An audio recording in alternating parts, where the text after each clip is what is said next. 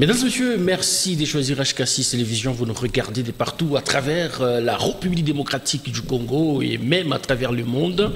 Bienvenue dans ce tout nouveau numéro de Face à la presse. Vous le savez certainement bien, le gouvernement souminois venait d'être investi à la Chambre basse du Parlement. Il sera question d'analyser les diverses compositions de cette équipe, mais aussi le défi majeur à relever à travers le pays. Nous avons le plaisir de recevoir sur ces plateaux Madame Bernadette Kapende Mwambou. Il est femme leader à qui nous disons bonjour et bienvenue. Bonjour Christian et toute l'équipe. Merci bien. Émile Mouyaya avec moi sur ces plateaux. Bonjour et bienvenue. Bonjour et merci, cher estimé confrère Christian. Également, j'ai dit bonjour à Madame Bernadette de nous avoir fait cet honneur. Merci bien. Merci bien. Alors, je vous ai présenté comme femme leader. Vous l'êtes depuis de nombreuses années. Aujourd'hui, c'est une femme à la tête de la primature de la République démocratique du Congo. Comment vous vous sentez après avoir mené cette lutte durant de nombreuses années? Merci beaucoup Christian. Je pense que notre lutte vient d'être couronnée. Ça, c'est le couronnement d'une lutte de longues années. Et précisément, j'ai commencé la lutte en 1994, effectivement, sur terrain. Et aujourd'hui, nous sommes en 2024. Tu peux compter les années, d'où je me réjouis totalement de dire la lutte qu'on a menée durant 94 à 16 jours, puisqu'on préparait la conférence de Beijing, où on devrait discuter la promotion de la femme et la participation politique de la femme. 30 ans dira aujourd'hui, je pense que c'est 30 ans, 94 à aujourd'hui c'est 30 ans. 30 ans dira aujourd'hui, mon pays a à la tête du gouvernement une femme ministre, premier ministre plutôt, et ce n'est pas n'importe quelle femme, premier ministre, c'est la femme des terrains. C'est la femme qui a travaillé dans la planification, c'est la femme qui connaît les problématiques du peuple congolais et je pense qu'elle va porter ces programmes d'action du gouvernement que j'appelle ambitieux et compétitifs. Il va bien les porter. Alors, la première... pour amener le bien-être de la population congolaise, que son collègue homme peut-être n'a pas pu le faire comme on le voulait. Alors, première ministre femme, une première depuis l'histoire de la République démocratique du Congo. Est-ce que vous aviez eu à la côtoyer avant qu'elle n'occupe cette fonction ou son parcours, c'est à distance que vous vous êtes saisi? Oui, j'ai eu à côtoyer son parcours en distance, comme vous venez de le dire, puisque je me trouvais à 2 reprises dans des conférences où en soi elle devrait venir, mais occupée par des charges d'État, elle n'a pas pu se présenter. Mais les autres qui la connaissaient de près, mes collègues, qui l'ont vantée, et puis j'ai un peu l'histoire des choses de la famille, puisque trop jeune vers les années 70 quelque chose, j'ai eu aller dans des magasins Tuluka, à chose à Banzangungu, à Kinshasa, et j'ai un peu l'idée de la famille où elles viennent. Alors, est-ce par pitié qu'elle est devenue première ministre ou par méritocratie? Elle est devenue Premier ministre par méritocratie. Et c'est ça même la valeur de notre élite. Nous ne voulons pas qu'il y ait des femmes qui embellissent l'espace totalement jadis occupé par des hommes, mais nous voulons les femmes qui amènent la compétence, la performance dans cet espace qui sont des atouts des femmes, qui sont différents des atouts des hommes, puisque Dieu nous a créés différemment, nous avons des atouts que les hommes n'ont pas. Et si nous avons des femmes compétentes, des femmes performantes qui entrent dans cet espace majoritairement jadis occupés par les hommes. Aujourd'hui, si les femmes ils vont amener les spécificités femmes, ils vont amener les spécificités également femmes que les hommes n'en ont pas. Alors, Madame Bernadette, parce que vous parlez avec beaucoup d'aisance sur cette personnalité féminine de Judith Toulouka, vous dites que ce n'est pas un essai de choix, mais par contre un choix judiciaire. Alors, pour le commun des mortels, sur quoi pouvons-nous nous baser pour confirmer ce que vous venez de dire? Quels sont les signaux majeurs qui puissent nous donner confiance en cette personnalité de la Première ministre? Merci beaucoup. D'abord, le cursus de cette femme. Cette femme a occupé des fonctions avant d'être là. Elle n'est pas parachutée. Elle a occupé, elle a évolué dans des fonctions de responsabilité. C'est-à-dire, elle a brisé les stéréotypes qu'on colle à la femme en occupant d'autres fonctions de responsabilité et à les enseignements avec compétences et performances. C'est ce qui l'a amené que le chef de l'État porte le choix sur cette brave femme de la République démocratique. Alors, en dehors de la politique, l'aspect politique, alors sur le plan culturel congolais, qu'est-ce que cela change? Ça apporte quoi? Sur le plan culturel congolais, vous savez que la femme congolaise, qu'on le veuille ou pas, malgré que nous avons l'arsenal juridique qui favorise la promotion de la femme, l'égalité des sexes, nous avons encore des pesanteurs culturelles qui pèsent sur le comportement et la mentalité à l'égard de la femme, qui constituent les obstacles et les barrières, les stéréotypes, comme j'ai l'habitude de le dire, qui freinent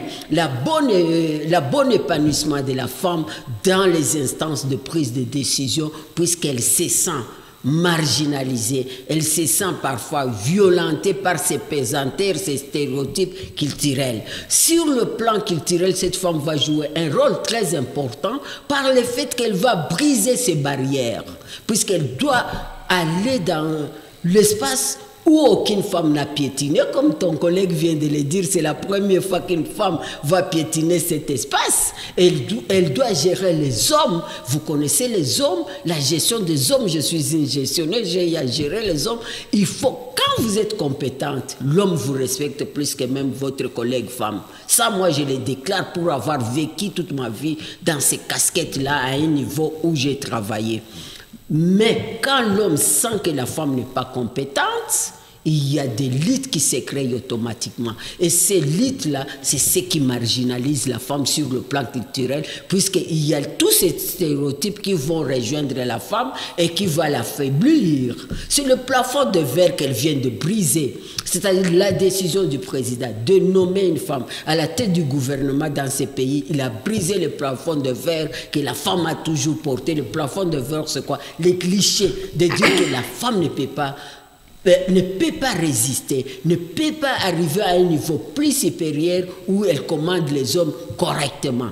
Et moi, je pense que sur le plan culturel, comme tu viens de le dire, ça vient de briser. C'est le tombeur, le président, c'est vraiment, elle vient de confirmer la masculinité positive dont il est champion. Il est le tombeur, moi je dis, des stéréotypes qui ont accompagné la femme depuis 1967, qu'on a nommé la première femme comme ministre dans ces pays. Elle n'a jamais accédé à ce poste-là d'être premier ministre de la République démocratique du Congo. Elle a été en 67 comme ministre dans le secteur d'ailleurs qui est généralement réservé aux femmes, puisqu'on les colle à notre rôle traditionnel qui est le rôle de la reproduction, le rôle des communautaires, l'entretien de la communauté et de la famille.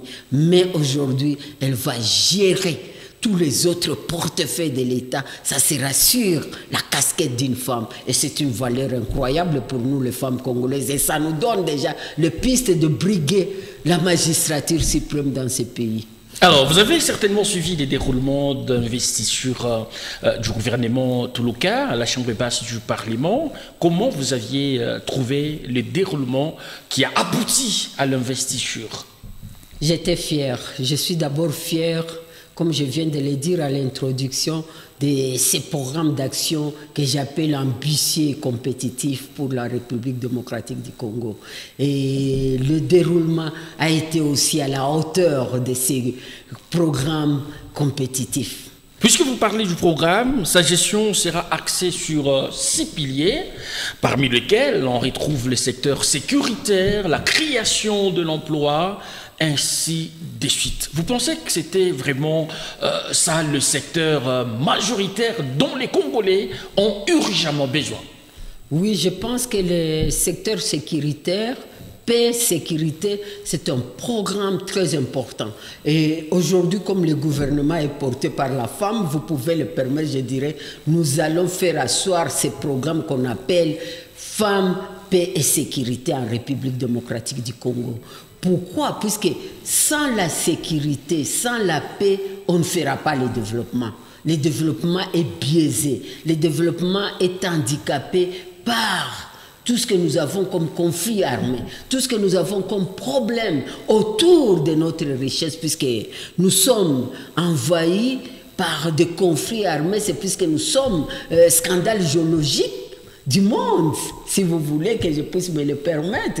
Et il y a beaucoup de gens qui nous envient, nous sommes comme une belle femme, et il faut bien la protéger. Et la RDC, c'est un scandale géologique que nous voudrions qu'il soit un scandale avec la tête au gouvernement par une femme. Nous voudrions que ce soit un scandale aujourd'hui, qu'on transforme les choses, qu'on fait casser ces paradoxes, au lieu d'être un scandale géologique seulement, que la RDC soit un scandale de ressources, où on trouve des ressources, où on trouve des richesses, et ces richesses sont utilisées par la population pour le bien-être, pour l'épanouissement social et le développement durable. Voilà notre souci pour ces gouvernements. Mais pour le faire, il faut s'attaquer aux problèmes sécuritaires pour amener la paix. Donc pour vous, la priorité des priorités, c'est la situation sans la paix, sécuritaire. Il n'y a pas de développement, mes chers journalistes. Je vous dis, sans la paix, il n'y a pas de développement. Ça a été démontré dans le monde entier. Quand il n'y a pas la paix, il n'y a pas de développement durable. Même le développement, puisque le développement est souvent handicapé par le conflit. Le conflit nous amène ce qu'on appelle d'abord la perte des ressources humaines, qui sont des ressources de valeur pour amener le développement, et aussi par la perte seulement physique, la perte aussi en termes de temps. Tu sais qu'en management, le temps est une valeur qu'il faut capitaliser, mais le temps que les gens raisonnent sur quelle stratégie militaire faire pour sortir de cette guerre, c'est le temps qui devrait être consacré aux stratégies de développement durable pour ces pays. Mais c'est consacrer ces cerveaux humains qui passent des jours et des journées en train de raisonner quelle stratégie mettre sur pied au niveau plus haut du pays pour terminer avec cette guerre. Alors, c'est du temps perdu. Madame Bernadette, maintenant, j'y reviens. Pour ce qui est aussi des ressources, vous savez que la guerre a été toujours coûteuse. La guerre a été toujours coûteuse puisque vous demande énormément d'argent que vous devez investir pour gagner la guerre. Et si nous continuons dans ces contextes, nous n'allons pas faire le développement que nous voulons et le bien-être du peuple congolais qui nous est très cher. Vous les jeunes, vous devez travailler, vous devez nourrir vos familles, vous devez vivre aisément, puisque vous êtes dans un pays béni où on appelle le scandale géologique. Alors justement, parce que nous sommes dans un pays béni, M. Christian est en train d'évoquer le processus qui a couronné à cette investiture du gouvernement sominois. L'on a vu justement, lorsque le gouvernement est sorti, il y a eu beaucoup de mécontents. Mais hier, dans la salle, nous avons observé quand même un climat sain.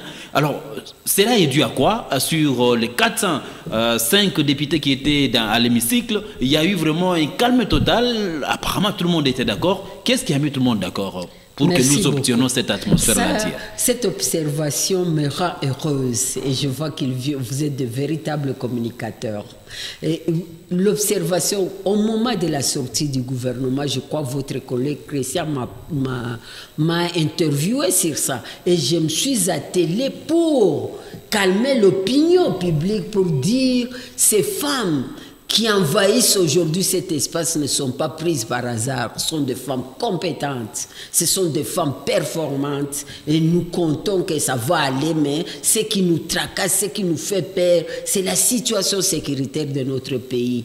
Bon, maintenant que vous venez de dire que le climat était calme, puisque les gens ont vu à travers Madame la Première ministre, elle porte un calme serein.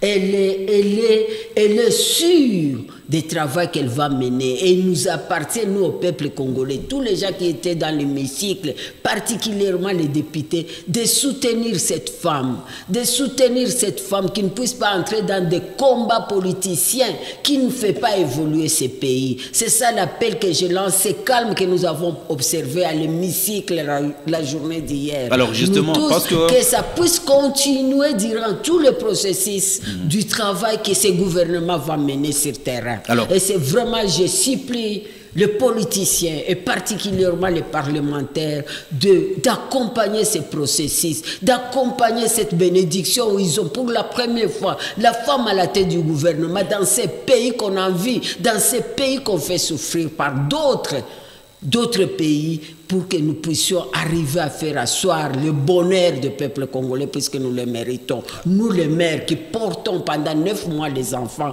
nous ne voulons pas voir nos enfants souffrir, continuer à souffrir, nos petits-enfants continuer à souffrir. Pourquoi? Qu'avons-nous fait du mal? Voilà, c'est ça mon souhait. Justement, parce que vous parlez de ce grand souci que vous avez, vous voulez bien que Mme Souminois fasse la différence.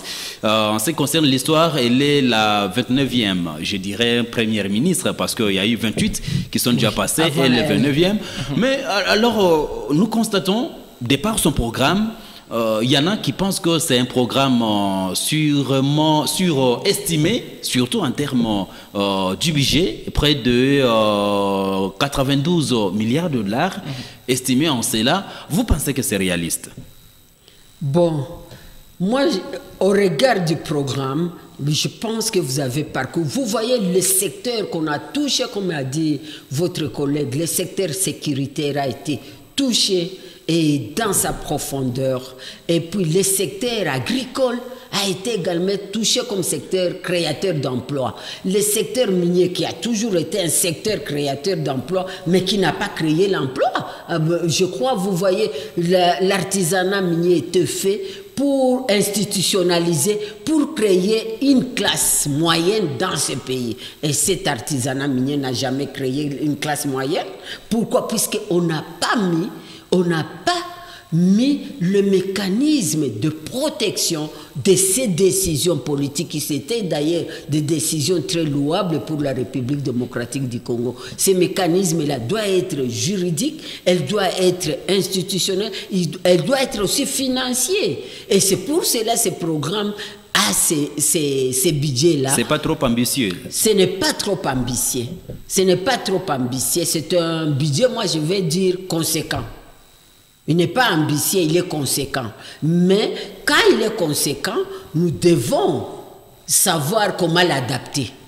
Il y a plusieurs aléas qui peuvent être favorables ou défavorables. Quand le budget reste une planification, c'est une planification. Et c'est au moment de l'exécution, quand on le rend réalisable, que nous devons maintenant porter un bon jugement. Tant qu'il n'est pas encore réalisable, je ne peux pas dire qu'il est très ambitieux. Je voudrais, au moment de réalisation de son exécution, il devient réalisable. C'est à ce moment-là que je vais porter le jugement. Ne m'amenez pas à porter le jugement. Donc vous pensez que c'est très tôt aujourd'hui de mettre un jugement? Oui, et c'est ça qui détruit les Congolais, puisqu'ils ont l'habitude de mettre le jugement d'une manière hasardeuse. Mais moi, en tant que femme bien outillée, je ne vais pas apporter mon jugement d'une manière hasardeuse, puisque je définis le budget comme étant une prévision. Et cette prévision qui amène la réalisation de ce qu'on a planifié. Bon, alors je voudrais que j'évolue avec cette prévision pour pouvoir porter mon jugement. Et maintenant, si je porte mon jugement, je ne suis pas une bonne gestionnaire. Alors, madame, il y en a ceux qui estiment que le programme présenté par Judith Toulouka, au Parlement, c'est-à-dire à la Chambre basse du Parlement, c'est déjà dit, c'est déjà entendu, et il n'y a rien qui puisse sortir de l'ordinaire. Plusieurs gouvernements se sont succédés avec un programme ambitieux, comme celui que vous saluez ici sur ce plateau. Et qu'est-ce qui nous rassure cette fois-ci que les ambitions exprimées prendront forme? Je crois qu'il y a des innovations dans ces programmes. Si les gens ont bien analysé le programme, oui, il y a les innovations. Puisque Madame la Première ministre ne vend pas, ou tu ne vas pas me dire aujourd'hui, il va inventer la roue. Aujourd'hui, non. Et il y a les schémas qui a été déjà tracé, ce schéma qu'on doit suivre. Il y a le schéma de la planification qu'on ne doit pas modifier pour un pays, pour une nation, pour une institution.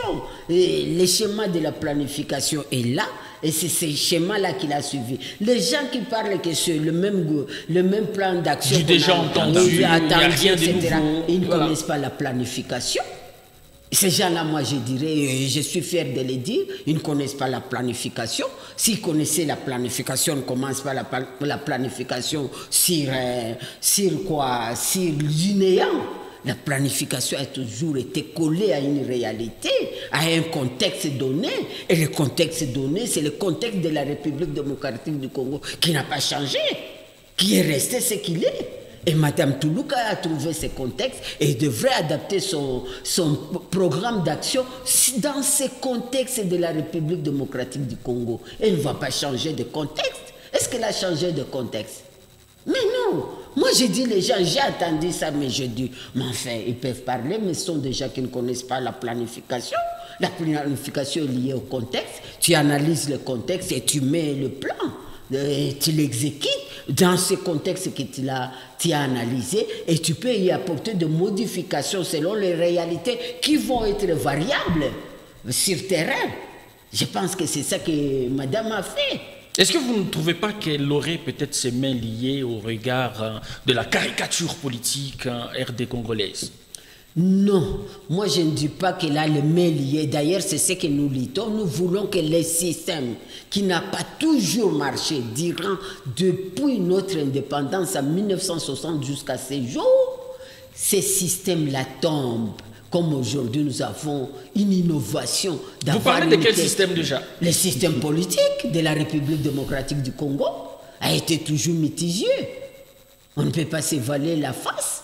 Puisque ces pays où nous parlons aujourd'hui, toi et moi, vous et moi, ces pays filles première dans tel ou tel domaine, dans tel ou tel système, première de l'Afrique centrale. C'est connu dans l'histoire, vérifiez l'histoire, dans tel secteur. Par exemple, le secteur sanitaire de la République démocratique du Congo n'avait pas de concurrent en Afrique centrale quand les Belges nous ont quittés. Et nous sommes dans le même pays, avec les mêmes ressources, ça n'a pas changé. Au contraire, on a découvert des ressources plus importantes que le Belge ne nous a pas léguées. Aujourd'hui, on parle de la transition écologique. Vous savez que nous sommes les possesseurs des minéraux critiques de cette transition écologique. Ça, c'est quelle bénédiction! Et quand on a parlé de l'industrialisation du monde, de l'Europe, et c'est la République démocratique du Congo qui a fourni le cuivre pour industrialiser le monde. Vous voyez que nous restons dans le même chemin des richesses qui contribuent à la valorisation du monde, aux problèmes du monde, aux solutions. Nous sommes un pays solution. Alors, nous n'allons pas changer ce contexte. Alors, Madame nous n'allons pas Bernadette, changer ce contexte. Vous êtes en train de parler du contexte du système politique qui n'a pas du tout changé. Oui. Mais lorsque vous regardez la répartition du budget, telle qu'est présentée par Madame Souminois, elle a accordé justement 15% pour le renforcement de services de l'État et d'autres réformes qui vont pouvoir interagir. Et le mal est profond en ce qui concerne le détournement des deniers publics et bien d'autres. Vous pensez que ce pourcentage, avec ce pourcentage, elle sera capable de pouvoir faire la différence? Parce que le mal est profond. Moi, je dirais, si tu veux manger l'omelette, il faut casser les œufs. Et c'est ce qu'elle a fait. Elle a cassé les œufs. Et que vous venez de toucher un point très important. Je décrivais le pays ici, fait sur le plan international africain parmi les premiers dans tel ou tel domaine. Mais le système que nous avons adopté après l'indépendance n'a pas pu permettre l'émergence de la République démocratique du Congo pour s'hisser au sommet comme il avait été à l'époque coloniale. Je ne vante pas l'époque coloniale, ça nous a amené ce que ça nous a amené, mais quand même le bienfait de nous placer sur le plan africain international à un niveau plus élevé était un bien que nous devons récupérer, d'ailleurs avec force et performance. Sur la Belgique l'a fait sous la colonisation, c'était avec des violations des droits de l'homme. Aujourd'hui, nous devons le faire avec le respect des droits de l'homme. Et c'est ça, Madame Soumina, quand elle a fait 15% pour le fonctionnement, je crois qu'elle voudrait amener de l'ordre là où il y a le virus, là où il y a la gangrène. La gangrène, tu viens de toucher la corruption. C'est-à-dire tout ce qu'on a fait comme travail. Moi, comme votre collègue l'a dit, nous avons lutté pour amener comment orienter les ressources minières, les ressources produites par les mines puissent être rétribuées correctement à tout Congolais. Mais je peux vous dire sur ces plateaux, ma déception est grande. Tout ce qu'on a planifié, les pourcentages, tu sais que maintenant, les redevances minières sont réparties en pourcentage dans les ETD, etc. C'était fait pour rapprocher ces ressources auprès des décideurs, c'est-à-dire une gouvernance de proximité qui amène le développement local. Mais malheureusement, on a fait l'affaire de certaines personnes qui s'enrichissent, qui se sont enrichies follement avec les redevances minières qui est répartie en pourcentage. Et ils récupèrent ces pourcentages pour faire leurs affaires dans les ETD. Alors, et ça nous Madame déçoit. Souminoa, tu vois que tous ces efforts-là, tous ces efforts sont récupérés. Mais si Madame Soumina frappe fort dans la cause principale des malheurs des Congolais, je crois qu'on réussira. On réussira avec la transition énergétique. On va rentrer à ces Congo glorieux. Alors, vous pensez que pour que Mme Souminoa puisse y arriver, je crois, Christian a posé cette question-là, est-ce qu'elle devrait avoir les mains libres? Vous avez dit oui. Est-ce qu'aujourd'hui, avec la configuration actuelle de l'Union sacrée, parce qu'elle est portée par l'Union sacrée, elle vient de l'UDPS, vous décriez le fait qu'aujourd'hui, avec les redevances minières, tout a été presque dilapidé. Vous pensez que l'Union sacrée est prête effectivement de pouvoir accompagner Mme Souminoa jusqu'à cette réussite? Parce qu'elle peut avoir la volonté, mais la réalité, le système avec le Présidium et bien d'autres organisations de l'Union sacrée, est-ce que vous voyez l'Union sacrée être capable aussi de propulser Mme Souminoa? Merci, cette question est très importante. Ne collez pas seulement Mme Soumina, la Première ministre, à l'Union sacrée. L'Union sacrée, c'est un système politique qui est planifié dans un pays démocratique pour porter quelqu'un. Mais le peuple congolais est le plus grand système politique. Vous là, vous êtes le plus grand système politique puisque même la Constitution reconnaît votre force, n'est-ce pas? Quand vous sentez que madame n'a plus le main libre pour agir pour votre bonheur, levez-vous, mettez-vous debout, utilisez les outils institutionnels qui sont dans la Constitution pour contredire tout ce qui va barrer la route de votre épanouissement, de votre bonheur social à madame la Première ministre. C'est votre droit en tant que peuple. Moi, je pense que c'est ça. Ne vous collez pas souvent, ne vous limitez pas. Vous n'êtes pas limité. Vous avez le pouvoir, le plein pouvoir comme pays démocratique et vous avez même les outils. La Constitution vous donne les outils et vous devez utiliser ces outils-là. Vous devez les utiliser. Vous ne les avez jamais utilisés puisque vous collez la gouvernance à un système bien défini et bien déterminé. Mais vous ne faites pas sortir cette gouvernance à ces limites-là pour la mener vers le peuple, puisque c'est le peuple qui a créé l'Union sacrée. C'est le peuple qui a créé même la démocratie. C'est le peuple qui a donné même le pouvoir à tous ces gens qui siègent dans l'hémicycle. Vous avez vu comment ils s'est tracassé dans cette ville de Lubumbashi pour solliciter le voix, que ça soit soit dans le bon sens ou le mauvais sens, mais ils l'ont sollicité. Et alors, le même peuple doit se sentir souverain primaire. Il doit se sentir souverain. Quand j'appelle souverain primaire, c'est-à-dire, c'est là où vient la souveraineté de toute personne. Même de Madame la Première ministre, sa souveraineté vient du peuple. Même l'Union sacrée que vous venez de citer, sa souveraineté vient du peuple, puisque Madame ministre a introduit son programme d'action avec quel terme? Terme cher, le peuple d'abord. Mais il vous a donné tout le pouvoir. Qui est encore jusque-là considéré par d'aucuns comme slogan. Oui, 5 ans après, on ne fait que du surplace d'après Mais comment voulez-vous que la population puisse agir alors qu'elle serait prise en sandwich par les décideurs? Il est pris en sandwich par les décideurs puisqu'il n'a jamais montré aux décideurs que nous sommes les souverains primaires. Si la population congolaise organisée dans sa diversité, dans son immensité, arrivait à montrer aux décideurs, aux gouvernants que nous sommes les souverains primaires, je crois, moi j'ai toujours rêvé ça, que ça viendra un jour. Alors vous avez Vital Kamerhe comme président de l'Assemblée nationale, de l'autre côté Judith Tuluka, tous deux sont les produits de l'Union sacrée. Vous voyez vraiment l'Assemblée nationale contrôler sans complaisance l'exécutif. Merci beaucoup. Ils sont devenus produits de l'Union sacrée, mais chacun d'eux a son histoire politique. Madame Tuluka a son histoire politique. Vital Kamerhe a son histoire politique. Et je crois que l'histoire, on dit toujours, quand on chasse le naturel, on revient au galop. Alors, Madame Tuluka a son naturel à elle. Vital Kamerhe a son naturel à elle. À lui plutôt, merci, je suis dans les gens. Voilà. Vital Kamerhe, ça passe sans problème. Ça naturel à lui.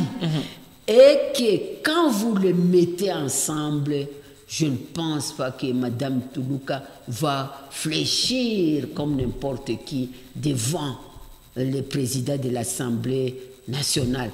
Tel que le président de l'Assemblée nationale, que je connais très bien, il ne va pas aussi se laisser faire pour que ça échoue. Moi, je pense, j'ai confiance.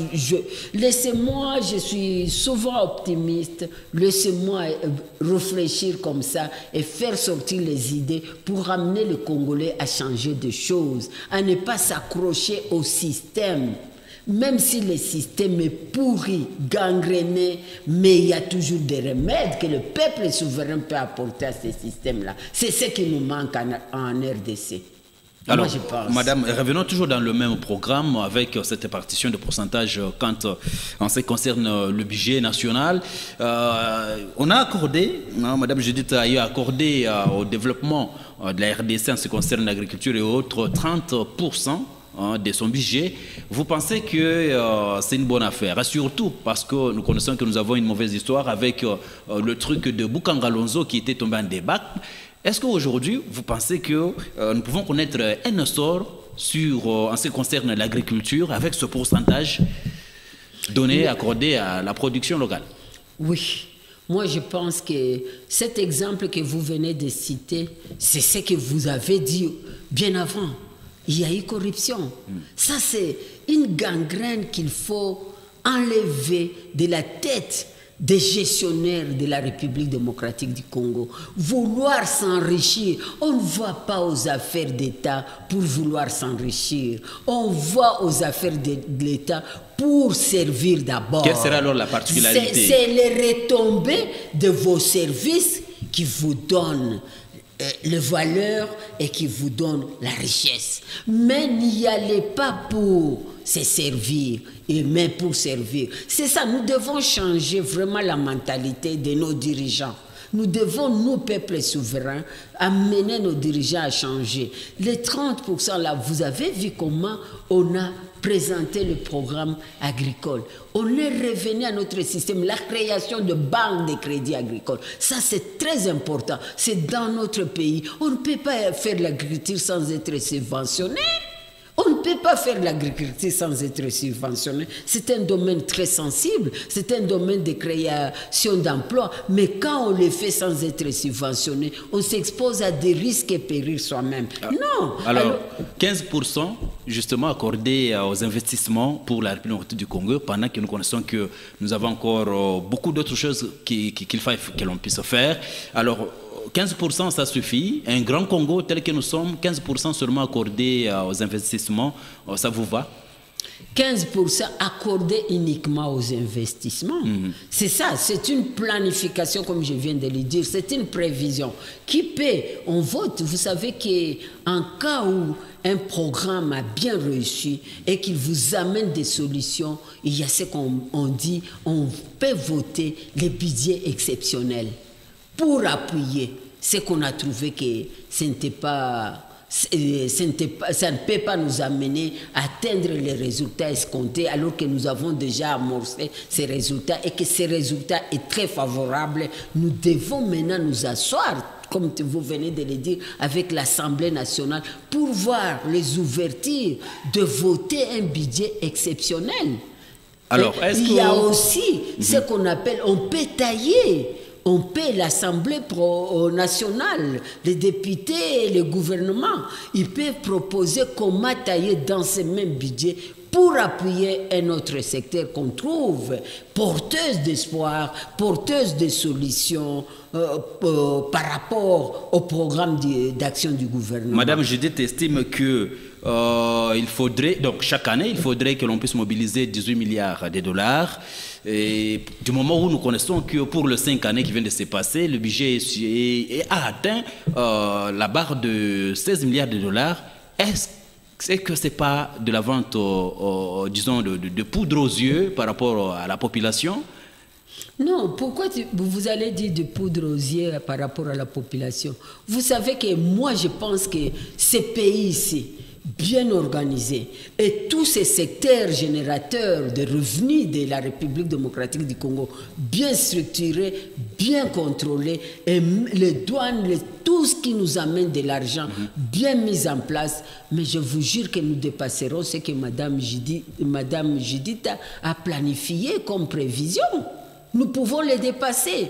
Moi, j'ai cet espoir. C'est question d'organisation, c'est question de structuration dans les secteurs donnés. On laisse les gens agir à leur propre guise, puisqu'ils sont gestionnaires de la chose publique. Bon, non, il ne faut plus continuer à laisser les gens agir à leur propre guise, comme s'ils agissaient dans leur cuisine ou dans leur chambre à coucher. Ils doivent agir avec crainte devant les affaires de l'État. Alors, vous estimez que ceux qui gèrent le pays ou qui occupent des postes hautement stratégiques doivent à tout prix avoir les soucis de servir et non de s'y servir. Nous avons vu avant la sortie de ces gouvernements des tractations. Chacun voulait à tout prix soit être représenté par son fils, sa femme ou tel autre par recommandation. Est-ce que vous avez vraiment l'impression que tout le ministre nommé et même ceux qui ont été reconduits seraient animés de la volonté de servir d'abord et de s'oublier? Merci beaucoup. Ça, c'est l'une des gangrènes que vous venez de toucher. La politique est devenue une affaire de famille au lieu d'être une affaire d'État. La politique, c'est une affaire d'État. La politique, c'est une affaire des élites d'un pays. Ce n'est pas l'affaire des médiocres. Hein? Je regrette beaucoup. Et quand quelqu'un veut servir sa femme, quelqu'un veut servir son enfant, quelqu'un veut servir le membre de sa famille puisqu'il est leader politique, il fait la politique des médiocres et non des élites. Ça, je l'ai dit sur votre plateau. Qu'il cesse la politique des médiocres. La politique, c'est un domaine des élites. Mais il peut se faire que membre de la famille est aussi compétent. Même s'il est compétent, le comportement, c'est un comportement de médiocre. Est-ce que dans votre entourage, vous n'avez pas d'autres personnes compétentes qui peuvent, puisque la famille reste la famille, nous devons la protéger comme nous la protégeons, c'est quelque chose, mais ce n'est pas une affaire publique. La famille n'est pas une affaire publique, c'est une affaire privée. C'est ce que les gens doivent vraiment se démanteler de l'affaire publique à l'affaire privée. Ça, il faut le faire. Et il faut le faire. C'est ça même, les contraintes des élites. Les élites sentent parfois, tu es foudroyé dans tes décisions, mais tu veux que la méritocratie que tu représentes, l'excellence que tu représentes puisse primer. Est-ce qu'on peut dire que ceux qui ont été reconduits ont été également excellents dans la précédente gestion? Ceux qui ont été reconduits ont été excellents dans la précédente gestion des affaires publiques qu'ils ont menées. Je ne le confirme pas, mais j'approuve. J'approuve pourquoi. Tu viens de dire le système. Le système est biaisé. Le système vient de familles politiques, n'est-ce pas? C'est ça même le malheur de la démocratie. Nous qui avons lutté ici sous la pluie, etc., pour qu'il y ait démocratie dans ces pays, il nous arrive à regretter. Alors, Madame Bernadette Capent, puisque nous sommes dans un système démocratique qui nous amène tous ces antivaleurs. On dirait que vous n'êtes pas d'accord avec la démocratie. Vous auriez aimé qu'il y ait de la dictature ou quoi? Non, j'aime, mais malheureusement, la dictature a rejoint la démocratie. Je crois qu'on devrait bien le planifier pour supprimer dans la mentalité des Congolais la dictature. Puisque la plupart des gens qui ont récupéré la démocratie comme dirigeants viennent de la dictature. Ils ont amené le virus de la dictature dans la démocratie. Alors peut-être la petite question, c'est de savoir, vous entendez parler, tout est rose, mais est-ce que vous avez un point, peut-être en ce qui concerne Madame Judith Souminois, qui vous fait peur? Je suis habillée en blanc. Par rapport même à son gouvernement? Je suis habillée en blanc pour dire... C'est un couronnement. Alors, vous dites que tout est rose. D'après vous, d'après ce que vous venez de dire. Nous sommes en gestion de la chose publique. C'est un domaine très difficile. Donc, le quoi que pourrait intervenir à tout moment? On peut, à tout moment, on peut être secoué à tout moment. C'est un domaine de gestion. On n'a jamais, nulle personne au monde, même les Américains, les Français, les Belges qui nous ont colonisés, nulle personne au monde ne peut te dire qu'en matière de gestion, il avait l'exactitude. Alors, mais seulement, il crée ce que nous appelons les barrières pour qu'il ne puisse pas chuter dans la gestion qu'il a planifiée. Alors c'est ce que nous demandons à Madame Judith, de pouvoir créer ce contre-fou pour que sa gestion ait même des systèmes d'alerte. Là où c'est rouge, je le dis, c'est rouge, l'alerte sonne et automatiquement je vire, je change les tactiques de gestion dans tel ou tel secteur. Alors, parce que vous êtes battu depuis 1994, justement pour que la femme puisse se développer, est-ce qu'aujourd'hui, 17 femmes dans le gouvernement souminois, il y en a beaucoup d'autres qui sont élevées dans plusieurs postes au niveau national, est-ce que vous êtes déjà déçus? Vous est arrivé que vous soyez déçu par la qualité du travail qui a été fourni par telle ou telle autre femme, ou bien tout est toujours excellent comme vous le dites? Non, je ne peux pas dire tout est toujours excellent puisqu'il s'agit de la femme.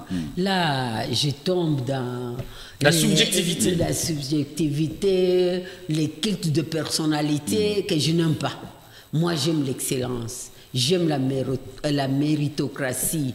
Alors, je ne peux pas tomber dans tout ce qui est subjectif. Je préfère, surtout dans la matière de gestion de la chose publique, je préfère vous dire, il nous est arrivé de temps en temps à ne pas aimer la gestion d'une femme. C'est-à-dire savoir que ça, elle ne devrait pas le faire.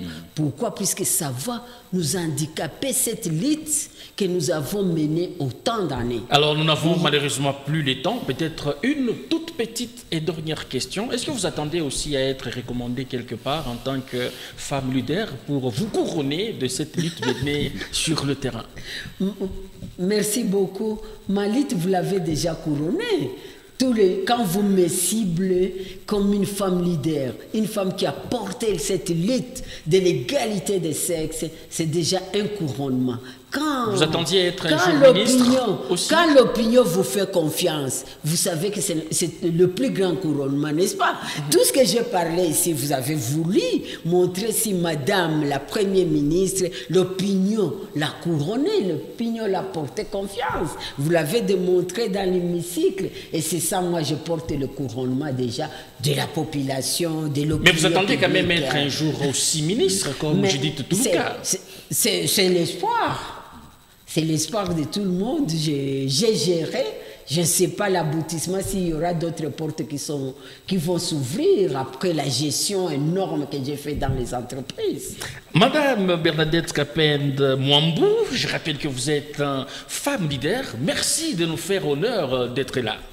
C'est à moi de remercier HK6 pour l'honneur de communiquer ce que je connais dans la lutte de la promotion d'égalité des sexes à travers une masse importante de la République démocratique du Congo. Merci bien. Émile Mouyaya, merci. Merci beaucoup, c'était un plaisir d'être avec vous. Merci à vous qui nous avez suivis à travers le monde. Nous vous retrouvons très prochainement avec la même détermination. D'ici là, portez-vous bien et à très vite.